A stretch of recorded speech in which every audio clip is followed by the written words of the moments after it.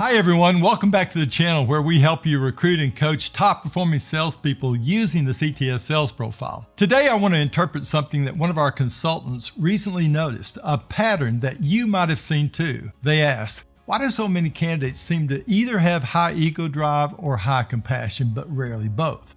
And what does that mean for their success potential? And also, is a CTS score in the low 40s always a concern? Let's break this down into 3 insights to help you make better hiring decisions. High ego drive versus high compassion. Here's what our consultant called it, and I love this: the Tony Soprano versus Mother Teresa syndrome. And it's true.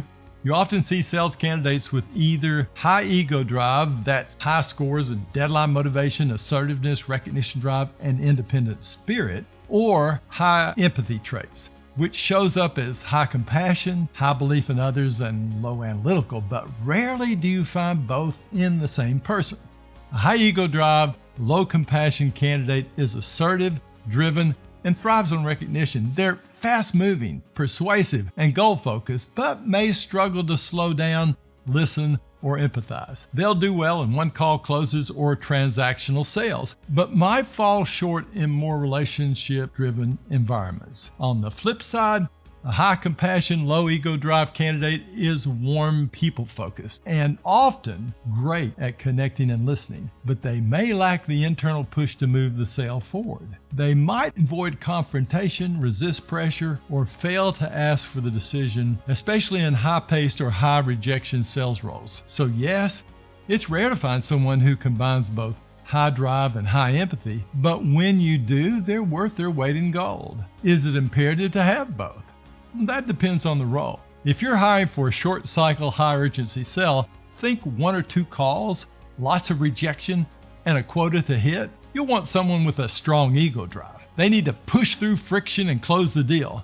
But if the role involves consultative sales, complex buyers, or building long-term trust, then compassion and belief in others become more important. Ideally, for most roles, we want to blend someone who can push forward with urgency and confidence while still listening well, reading people, and building trust. And finally, the third and very important insight: what does a CTS score of 41 or 43 mean? Good question. The overall CTS score is a weighted composite of all 9 primary traits, not just ego or empathy. While a score above 51 is typically stronger, and most of our top reps fall in the 55 to 70 range, a score in the low 40s isn't an automatic no. It just means look deeper. That candidate might be low in emotional resilience, or maybe they lack assertiveness or optimism. But depending on the role, some of these things can be coached, others not so much. Also remember, a 43 might have coachable gaps,